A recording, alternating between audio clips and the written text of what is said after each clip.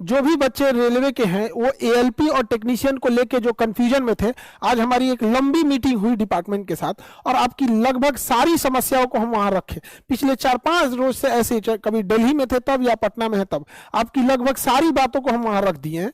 अब जो बच्चे फिजिकली प्रोटेस्ट कर रहे हैं, आप लोगों को हम समझाना चाहते हैं कि आप जहां बातें रखना चाहते हैं ना, वहां हम आपकी बातों को रख दिए हैं वहां पे, और आपकी लगभग 80% से ज्यादा बातों को वो लोग मान चुके हैं।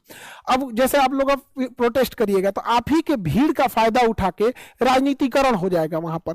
अब आपके भीड़ में से कोई पत्थर चला देगा, फिर उधर से कुछ होंगे, तो फिर आप बच्चों आप समझिए ध्यान से, किसी भी चीज से किसी का लॉस करना आपका कोई उद्देश्य नहीं है।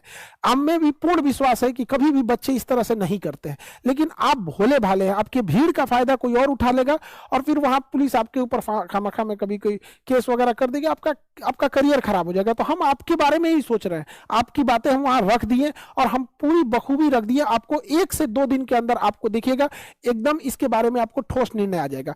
एएलपी की वैकेंसी को भी लेके और टेक्नीशियन का भी पोस्ट अलग से आएगा। टेक्नीशियन का पोस्ट अलग से आएगा, उसका फॉर्म भी अलग से आएगा, उसकी एग्जाम भी अलग से होंगे। पहले जो अलग से एएलपी और टेक्नीशियन एक में आता था, अब वो सिस्टम खत्म हो गया। अब एएलपी अलग होगा और टेक्नीशियन अलग होगा। और ये बात हम आपको बोल रहे हैं तो जिम्मेदारी से बोल रहे हैं बाबू। हम अक्टूबर से बात बोलते आ रहे थे कि जनवरी में वैकेंसी आएगी, जनवरी में वैकेंसी आएगी। कभी हमने ये नहीं बोला कि नहीं अक्टूबर में आने वाला है, नवंबर में आ सकता है, कल आ सकता है, परसों।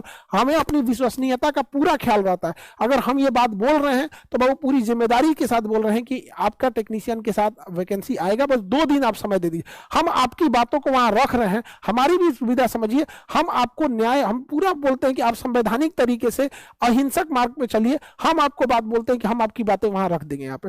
अब आप ऐसा कहते हैं जैसे बिना, हम कितना मना कर रहे हैं कि आप कभी इस टाइप का फिजिकल प्रोटेस्ट वगैरह कीजिएगा, किसी रेलवे संपत्ति को नुकसान करके, किसी की क्षति पहुंचा के कहीं नहीं मिलेगा। आपका उद्देश्य है कि जो बात है हम वहां बातों रख दिए यहाँ पर।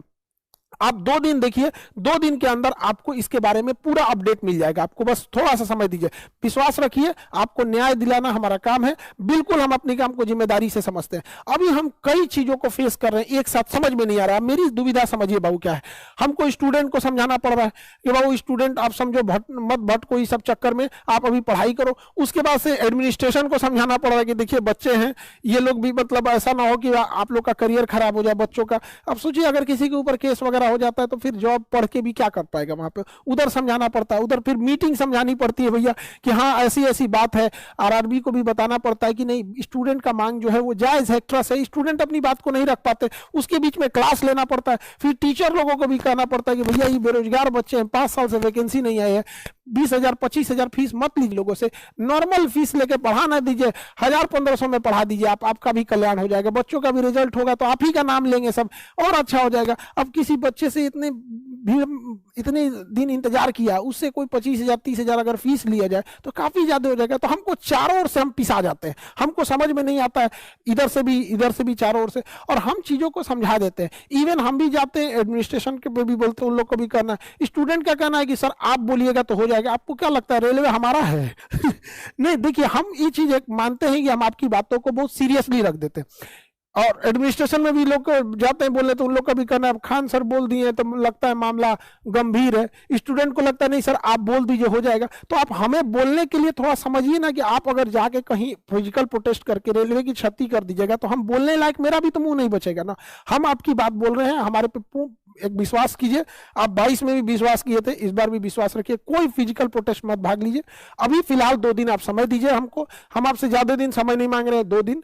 आपको 2 दिन के अंदर बहुत जल्दी कोई ना कोई अपडेट मिल जाएगा और इसके बहुत सकारात्मक अपडेट मिलेगा। हमने बहुत सारे मुद्दों को बोला है और वो लोग सकारात्मक ही इस चीजों को बहुत जल्दी उसको एक्सेप्ट करके आपके सामने पब्लिक कर दिया जाएगा। लेकिन रेलवे की मजबूरी समझिए, इतने बड़े एरिया को देखता है रेलवे, तो अचानक से आपको ना कोई नोटिफिकेशन तुरंत नहीं दे सकता है। तो आप भी इस चीज को समझिए, हम आपके साथ खड़े हैं और हमेशा आपका साथ देंगे।